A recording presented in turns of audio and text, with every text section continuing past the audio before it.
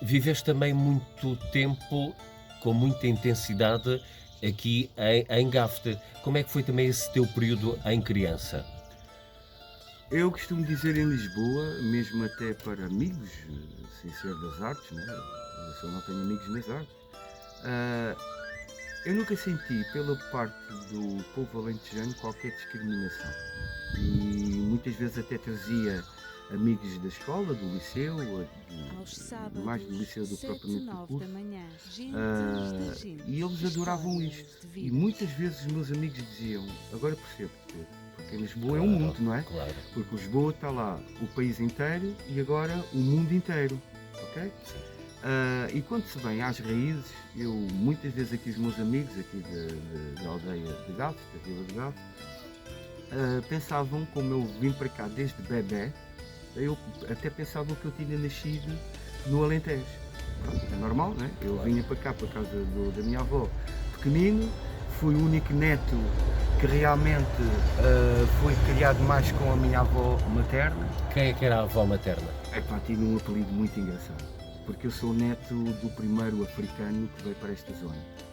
Do primeiro africano. Africano da Guiné-Bissau. Foi Sim. trazido por um governador civil, que era de Porto Alegre, ao qual a família também nunca teve muita ligação. Sabemos quem é, mas não tivemos muita ligação. Mas foi o primeiro africano. Imagina, César, o meu avô, na cidade de Porto Alegre, em 1910, quando acaba a monarquia Sim, e sim. começa a república.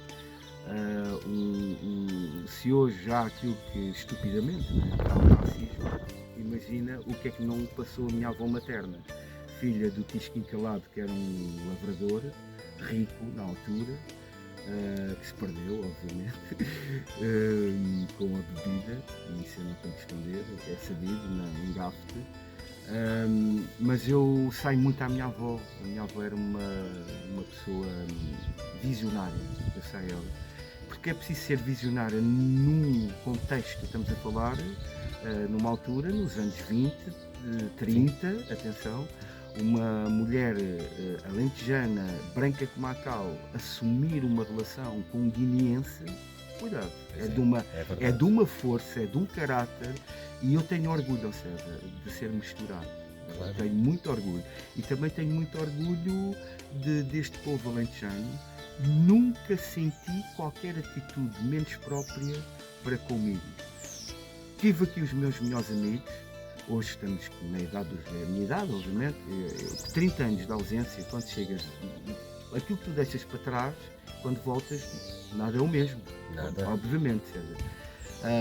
Mas nunca tive qualquer atitude menos própria, porque a minha avó sempre me ensinou a estar com as pessoas, respeitámo-las, que é aquilo que não existe nada neste momento. Hoje há uma estratificação social, uma divisão. Se não, o César, se tu não fores igual a mim, já não podes ser meu amigo. Isto é de uma estupidez atroz. E eu, como fui educado a estar com toda a gente, e César acredita que eu fugia de Lisboa para vir para as férias grandes, naquele tempo 3 meses, Sim. e quando abalava, que eu adoro falar assim, eu chegava e adoro falar à moda do Alentejo, porque se eu começo a ver aqui no Alentejo já uma aculturação da cultura alentejana, que isto é perigoso. Eu, como não tenho preconceitos de ter uma raiz, tenho orgulho de ter uma raiz alentejana e de falar com as nossas expressões, porque há uma bandeira que é isso que eu quero aqui dizer nesta entrevista, é muito importante.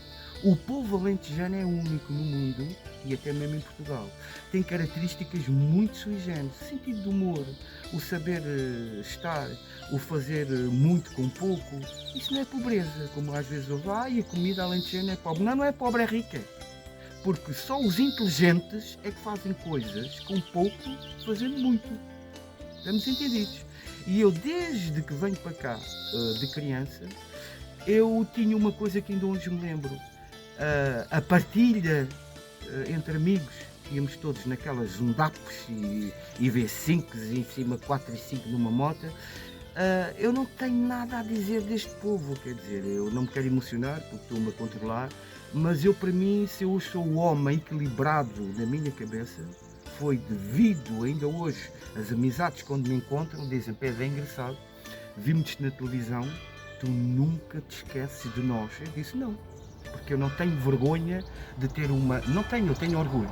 Eu não tenho vergonha de ter uma costela alentejana. Eu luto pela vossa cultura, porque quem está longe, muitas vezes isto é como aos quadros, César.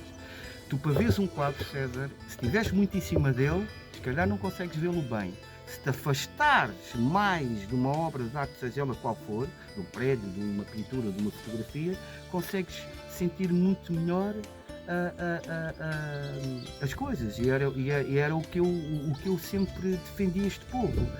Nunca tive qualquer problema, ia para casa das costureiras, adorava.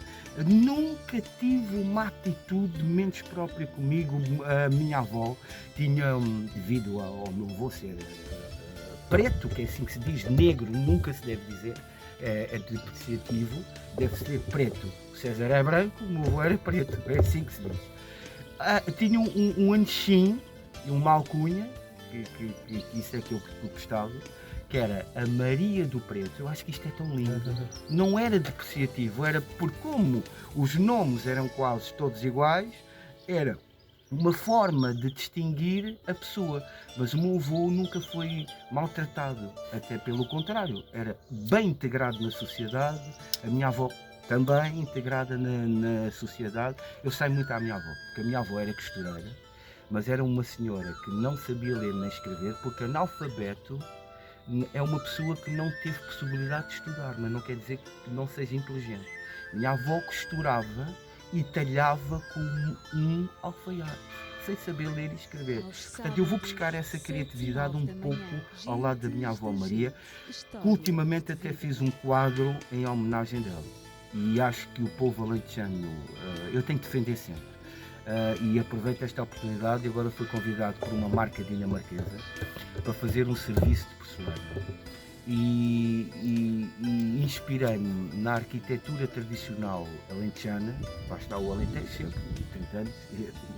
É normal que a sede seja tão grande que ando só inspirar-me agora em objetos da cultura alentejana.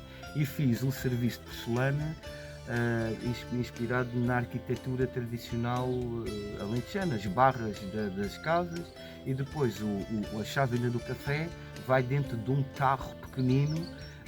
Eu mostrei, expliquei a memória descritiva.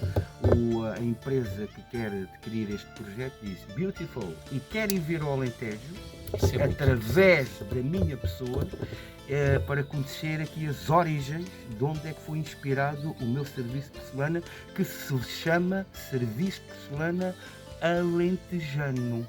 A diretora do Museu do Design de Lisboa, o MUD, onde eu estou representado, como outros designers, eu tenho um candeeiro. Quando abrir o museu agora em Lisboa, eu fiz uma homenagem.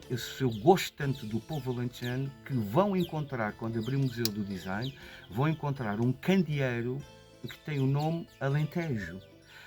As duas pessoas que se vestem em Lisboa tradicionalmente alentejana é o cantor o Vitorino, que é meu amigo pessoal, e sou eu. Gentes da gente.